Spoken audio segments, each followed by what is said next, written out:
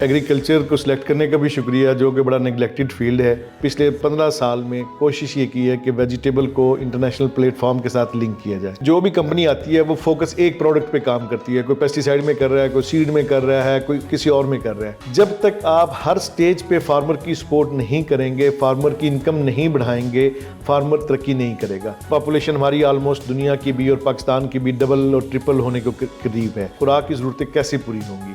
उसके लिए ज़रूरी था कि ज़्यादा पोटेंशियल वाले बीज इंट्रोड्यूस कराए जाएं। लेकिन नई टेक्नोलॉजीज़ के बगैर आप सर्वाइव नहीं कर सकते, दुनिया का मुकाबला नहीं कर सकते।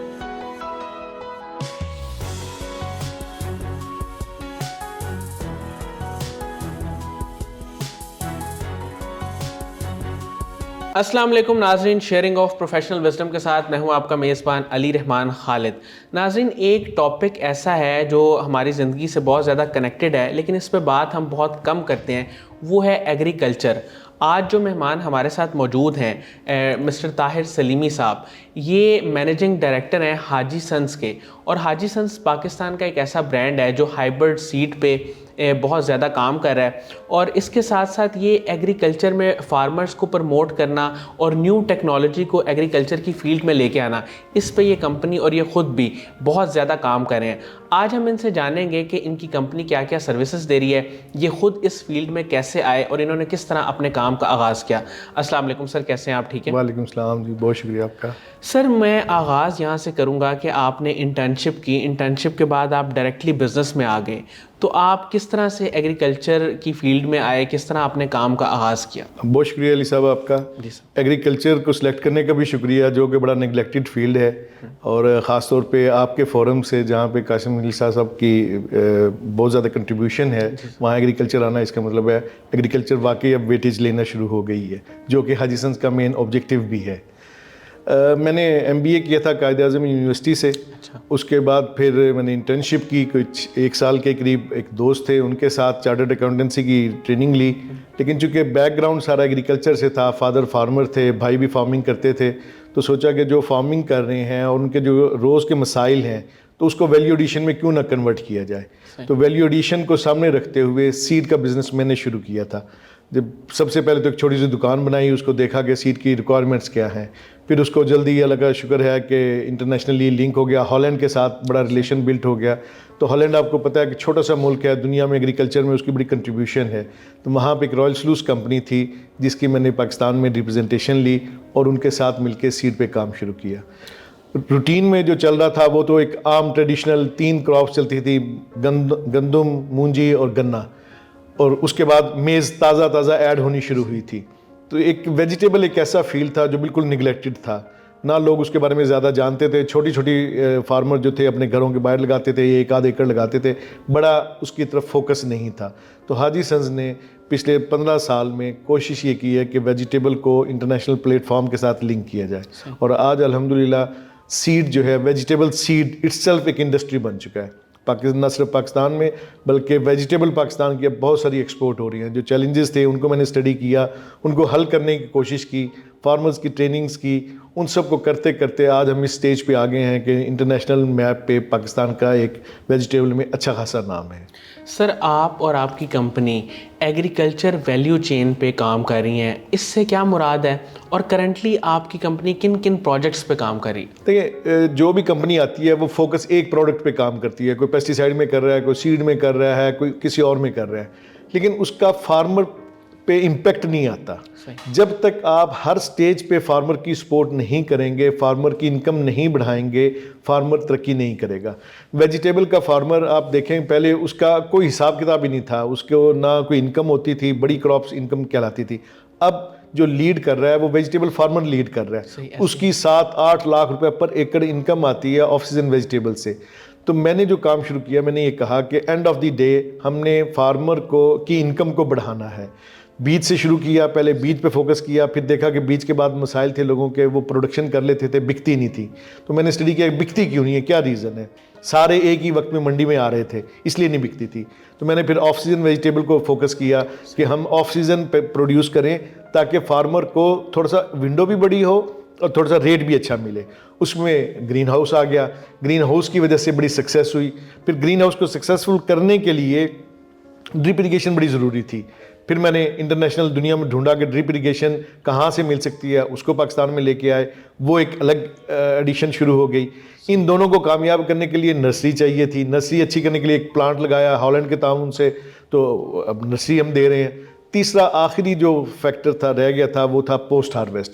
अब हाजी सन्स जो है वो बड़ा फोकस्ड है कि पोस्ट हार्वेस्ट में फार्मर की मदद की जाए और वो साइकिल मुकम्मल किया जाए और फार्मर की इनकम को बढ़ाया जाए। तो अब इंशाल्लाह अब हम जब आगे बात होगी पोस्ट हार्वेस्ट पे तो आपको पता चलेगा कि ये सारे वो चैलेंजेस थे जो बिल्कुल अनएक्सप्लोर्ड थे। तो हाजी सन्स ने आकर हर एक सेगमेंट पे काम किया, अपने साथ स्टेक होल्डर्स मिलाए, फार्मर्स को मिलाया, डोनर्स को मिलाकर फार्मर को उनके सॉल्यूशंस दिए और अब हम इस पोजीशन में आगे हम कह सकते हैं कि फार्मर की एक अच्छी इनकम हो रही है।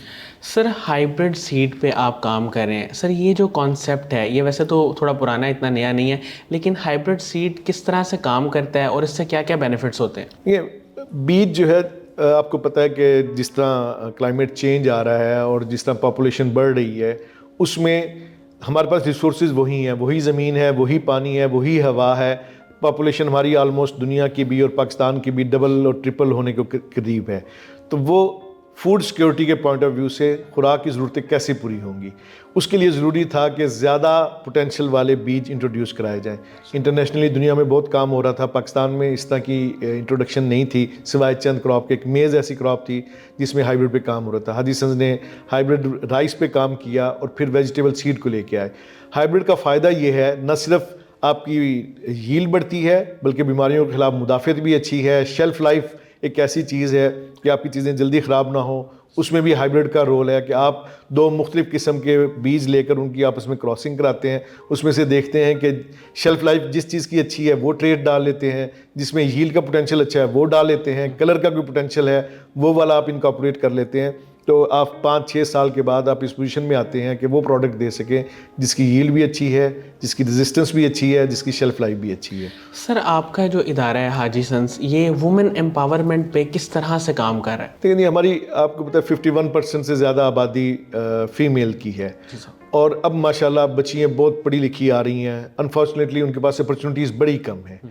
उसको सामने रखते हुए मैंने ये कोशिश की है कि वुमेन को अपनी कंपनी का हिस्सा बनाया जाए। पहले मैंने शुरू किया था आज से 5 साल पहले से इंटर्न्स ली थी यूनिवर्सिटीज़ से, उनकी ट्रेनिंग की, उनको फॉर्म पे लेके गया। 15 के करीब बच्चियाँ थी, उनकी ट्रेनिंग की, उनको सिखाया, उनको दिखाया कि आप फील्ड में जाके एक तो इन्वायरमेंट सबसे पहले था, उनको इन्वायरमेंट वो दी जिसमें उनके पेरेंट्स कंफर्टेबल हो।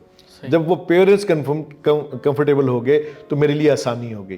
तो वहाँ उनकी शरतपुर के करीब हमने एक ट्रायल फार्म है, वहाँ पे बच्चियों को लाकर उनकी ट्रेनिंग की और उनको इस काबिल बनाया कि वो जाके सोसाइटी में परफॉर्म कर सकें।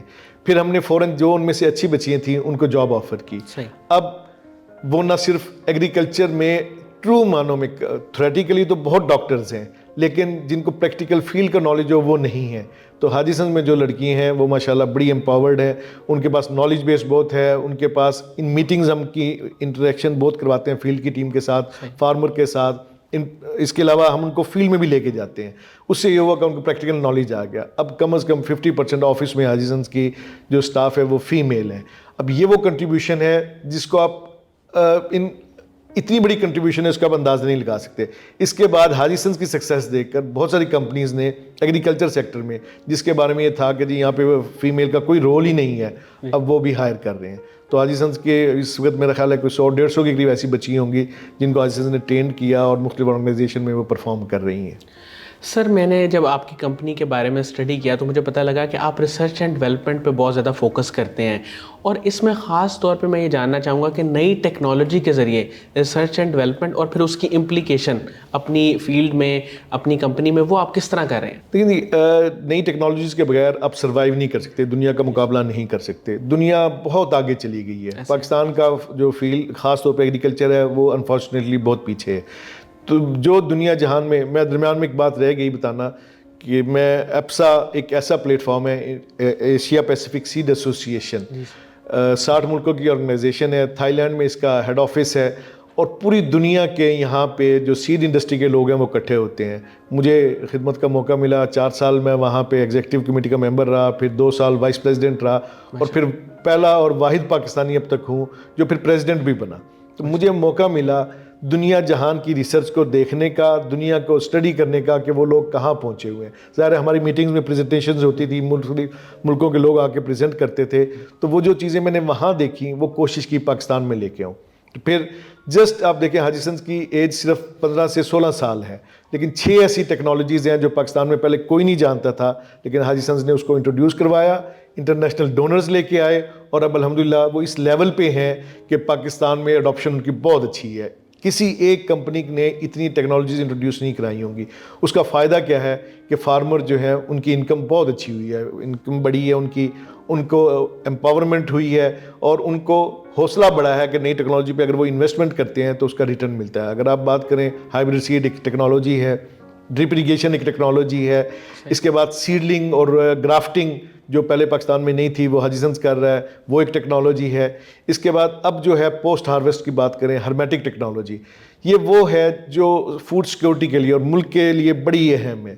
जितना काम अब हमें फूड सिक्योरिटी के हवाले से अपनी स्टोरेज और उस पर करना है, वैल्यू एडिशन पे, उसके बगैर हम सर्वाइव नहीं कर सकते। आपने देखा होगा सैलाब में कितने बड़े चैलेंजेस आए हैं, कितनी गंदम हमारी ज़ाया हुई है। एडीबी की रिपोर्ट के मुताबिक, एशियन डेवलपमेंट बैंक की रिपोर्ट ये है कि पाकिस्तान हर साल 1.3 बिलियन डॉलर का लॉस करता है पोस्ट हार्वेस्ट का। अब ये अंदाज़ा लगाएं, ये हमारे एग्रीकल्चर के बजट से भी ज़्यादा है। अगर हम अपने पोस्ट हार्वेस्ट लॉसेस को कंट्रोल कर लें तो हमारी एग्रीकल्चर कहाँ पहुँच सकती है। तो हाजी हसन अब लास्ट में जो काम कर रहा है वो पोस्ट हार्वेस्ट टेक्नोलॉजी पे काम कर रहा है, जिसमें आप अपने ग्रेन्स को हर्मेटिकली स्टोर कर सकते हैं। दुनिया में अब जो केमिकल का यूज़ है वो अब्यूज़ बनता जा रहा है, गाली लोग समझते हैं, लेकिन पाकिस्तान में अभी भी कोई ऐसा दाना नहीं है जिसको आप फॉस्फीन की टेबलेट्स में से गुजार के लेके नहीं आते, जिसका नुकसान ये है हमारे पास सेहत के कितने इश्यूज़ हैं, हॉस्पिटल हमारे भरे पड़े हैं। अब कितने अस्पताल बना लेंगे? इम्पॉर्टेंट क्या है, अस्पताल में जाने से लोगों को रोकें, रूट कॉज को कंट्रोल करें। वो क्या है, वो आप केमिकल से जान छुड़ाएं और आप कम से कम जो स्टोरेज वाला पार्ट है उसमें केमिकल का यूज़ ना हो। जहर वाली गोलियों से हम ट्रीटमेंट करते हैं या ये कह लें कि शेल्फ लाइफ बढ़ाते हैं ग्रेन्स की, तो जो जहर वाली गोली है वो जहर है। अब हमें खुद उसको जहर वाली गोली कह रहे हैं और हम उसको यूज़ भी कर रहे हैं, तो क्यों यूज़ कर रहे हैं? दुनिया में उसका हल आ गया, हमें भी उसको अडॉप्ट करना चाहिए। अपनी गंदम को, चावल को और मूंजी को और चने को, बाकी दालों को, सबको हम हर्मेटिकली स्टोर कर सकते हैं, जिसमें आपको फॉस्फीन टैबलेट रखने की ज़रूरत नहीं है और आपको एक दाना भी आपका ख़राब नहीं होता। सर मैं यहाँ जानना चाहूँगा मुख्तसर तौर पे, क्योंकि अगर मैं ये सवाल ना करूँ तो हमारी बात ना मुकम्मल रह जाएगी, कि ये जो आप बात कर रहे हैं कि मतलब इतना ज़्यादा वो पॉइजनस है, तो इसको फौरी तौर पे किस तरह ठीक किया जा सकता है और कौन लोग ऐसे हैं जिनकी ज़िम्मेदारी है कि वो इस पे काम करें, इस पे सोचें, पॉलिसी बनाएं और इसको फौरी तौर पे ठीक करें ताकि कम से कम हेल्थ कॉम्प्रोमाइज़ ना हो? नहीं, सबसे बड़ी तो गवर्नमेंट है स्टेक होल्डर इसमें, जिन्होंने ऐसे रूल्स और रेगुलेशंस बनाने हैं कि ये केमिकल को बैन करना है। दुनिया में बैन हो चुका है, पाकिस्तान में नहीं है। पाकिस्तान में चूँकि ऑप्शन नहीं थी इसलिए गवर्नमेंट ने बैन शायद नहीं किया, अब ऑप्शन आ गई है तो गवर्नमेंट को रूल्स हैं, सिंपली उसको इम्प्लीमेंट करने की ज़रूरत है। अब ऑप्शन भी हमारे पास है, सॉल्यूशंस भी हैं। अब देखिए हमारे जो एक ज़माना था मिर्च की बहुत बड़ी एक्सपोर्ट थी, सुर्ख मिर्च की, अब नहीं है। क्यों नहीं है? क्योंकि अफ्लाटॉक्सिन ज़्यादा है। चावल में भी हमें हर तीसरे चौथे साल एक चैलेंज आता है कि अफ्लाटॉक्सिन मिलती है उसमें से या इन्फेस्टेशन निकल आती है, जिसकी वजह से हमारी कंसाइनमेंट्स रिजेक्ट बहुत होती हैं। बहुत सारे ग्रेन्स हमारे एक्सपोर्ट इसीलिए नहीं होते कि उसमें अफ्लाटॉक्सिन लेवल ज़्यादा है। तो उसका बड़ा आसान हल है कि हम हर्मेटिक स्टोरेज को थोड़ा सा फोकस करें, उसमें ग्रेन को महफूज करें जिसमें केमिकल की कतन कोई ज़रूरत नहीं पड़ती। और अब हाजी हसन वो सोल्यूशन प्रोवाइड कर रहा है कि आप अपने स्टोर न सिर्फ स्टोर कर सकते हैं बल्कि ट्रांसशिपमेंट के दौरान भी उसको यूज़ कर सकते हैं। उससे होगा कि आपको केमिकल लगाने की ज़रूरत नहीं पड़ेगी। सर ये जो लोग गाँव में रहते हैं या नेचर के करीब रहते हैं, विलेजेस में, क्या उनके पास जो खुराक आती है वो भी इन सब चीज़ों से गुजर के आती है या वो किसी हद तक बच जाते हैं? नहीं, वो काफ़ी हद तक बचे हुए हैं। जो पहले थे वो तो बहुत बचे हुए थे, लेकिन अब चूँकि उनके पास इतनी पावर नहीं रही स्टोर करने की, अपने ग्रेन्स भी वो नहीं रख पाते, वो बेच देते हैं और फिर बाज़ार से ख़रीद के लाते हैं, तो अब कंप्रोमाइज़ हो रहे हैं। अब आप देखें देहातों में भी कितने ज़्यादा हेल्थ के इश्यूज़ आ रहे हैं। उसकी रीज़न सिंपल यही है कि उन्होंने वो अपनी खुराक छोड़ दी है। अब वो अपनी ही खुराक वाया सिटी या स्टोरेज वापस खरीद रहे हैं, जिसकी वजह से वही मसले हैं जो शहरों के मसले हैं। सर फार्मर्स की फाइनेंशियल ग्रोथ पे आप काफ़ी काम कर रहे हैं, मुझे एक दो चीज़ें सिर्फ बता दें कि आप इस पे किस तरह से काम करें, क्योंकि आप बहुत ज़्यादा फोकस करते हैं कि फार्मर्स को एट द एंड फ़ायदा होना चाहिए जी। तो उनकी फाइनेंशियल ग्रोथ पे क्या आपने प्लान बनाया हुआ है, किस स्ट्रेटजी के मुताबिक काम करें? तो सबसे पहले तो ये है कि उनको एक मॉडल बना के दिखाया जाए। तो हाजी संघ ने आज तक जितनी टेक्नोलॉजी 6 टेक्नोलॉजी इंट्रोड्यूस कराई हैं, सबसे पहले खुद मॉडल बनाया, फिर उसके बाद इंटरनेशनल डोनर ढूंढते हैं जो कम अज़ कम एटलीस्ट शुरू की स्टेज पे फार्मर को सपोर्ट कर सकें, उनको हेल्प आउट कर दें। तो इसी तरह अब जो हम ये किसान गोदाम का एक नया कॉन्सेप्ट लॉन्च कर रहे हैं, जिसमें हम ये कह रहे हैं कि जी आप फार्मर को ये ऑप्शन दे रहे हैं कि वो बजाय अपनी गंदम या अपने दाने फौरी तौर पर बेचें, वो अपना स्टॉक कर लें। जो वो स्टॉक करेंगे, बैंक को हमने अलाइन किया है, बैंक हमारे साथ ऑन बोर्ड हैं। इंटरनेशनल डोनर्स अब आ रहे हैं, अभी पिछले दिनों एक डेलीगेशन वर्ल्ड फूड प्रोग्राम का और वर्ल्ड बैंक का होके गया, उन्होंने आके सारा सिस्टम देखे हाजी का किसान गोदाम कैसे चल रहा है। उसमें हम लोगों को ये ऑप्शन दे रहे हैं कि आप जब अपनी गंदम या जो भी आप अपनी जिन्स स्टॉक करेंगे तो बैंक या डोनर आपको 70% तक फाइनेंस दे देगा। तो आपको इमरजेंसी में बेचने की ज़रूरत नहीं है। जब सारे मंडी में ले आके बेचते हैं तो उस रेट बहुत नीचे आ जाता है और 2 महीने बाद वो रेट फिर बहुत महंगा हो जाता है, तो फार्मर उससे बहुत सफ़र कर रहा है। हम ये कोशिश कर रहे हैं कि फार्मर को ये कहें कि जी आप 2-3 महीने के बाद स्लो करके मार्केट में लेके आएँ ताकि सबको फ़ायदा हो और अल्टीमेटली आपकी इनकम बढ़े। दूसरा, उनकी एग्रोनॉमी और उनकी प्रोडक्शन पे काम हो रहा है, उसमें हम USDA के साथ मिलके, विनरॉक है, FAO है, इन इंटरनेशनल इदारों के साथ मिलके फार्मर को नई टेक्नोलॉजीज़ में हेल्प कर रहे हैं। सब्सिडी पे प्रोडक्ट्स, पीट मॉस है, ट्रेज हैं, सीड है, सीडलिंग है, वो तकरीबन 25% जस्ट फार्मर पे करता है, 75% हाजी सन्स और डोनर्स देते हैं। हम कोशिश करते हैं कि उनको उनकी इनकम बढ़े। तो ये वो सारा है जिसकी वजह से ओवरऑल फार्मर की इनकम माशाल्लाह बहुत बेहतर होनी शुरू हो गई है। सर आखिर में कोई ऐसा ख्वाब या कोई ऐसा प्लान फ्यूचर का जो आपने प्लान किया हो कि मैं ये चीज़ लाजमी करना चाहता हूँ, वो प्लान, वो ख्वाब क्या है? अब मेरी कोशिश ये है कि अल्लाह करे मैं उसमें कामयाब हो जाऊं कि ये जो फार्मर्स आके 6 महीने की मेहनत करके जाके मंडियों में अपनी चीज़ें जाके बेच देते हैं और औने पौने बेचते हैं, उसको किस तरह कंट्रोल किया जाए और फार्मर इस काबिल हो सके कि वो अपने ब्रांड के साथ एक मिलकर ग्रुप की सूरत में वो चीज़ें अपने ब्रांड के साथ इंटरनेशनल मार्केट में बेच सकें। वो सिर्फ क्वालिटी और अच्छी स्टोरेज से ही मुमकिन है, जिस पे अब हमने किसान गोदाम के प्लेटफॉर्म से काम शुरू कर दिया हुआ है और उम्मीद है कि मैं अल्लाह ताला ने अगर मुझे मोहलत दी तो मैं इसको, जिस तरह 6 टेक्नोलॉजीज़ कामयाब की हैं, तो इस टेक्नोलॉजी को भी कामयाब करके छोड़ूं और एक मॉडल बना के दे दूं मुल्क में, जिसमें लोग अपनी प्रोडक्ट को सेव कर रहे हों और इंटरनेशनल रेट ले रहे हों जस्ट 2-3 महीनों की इन्वेस्टमेंट से। 6 महीने एक तरफ और अगले 2 महीने बड़े इंपॉर्टेंट है अगर वो सेव कर सके। ये मेरा ख्वाब है, अगर मैं अपनी ज़िंदगी में ये पूरा कर सकूँ तो मैं समझूंगा मेरा ऑब्जेक्टिव पूरा हो गया।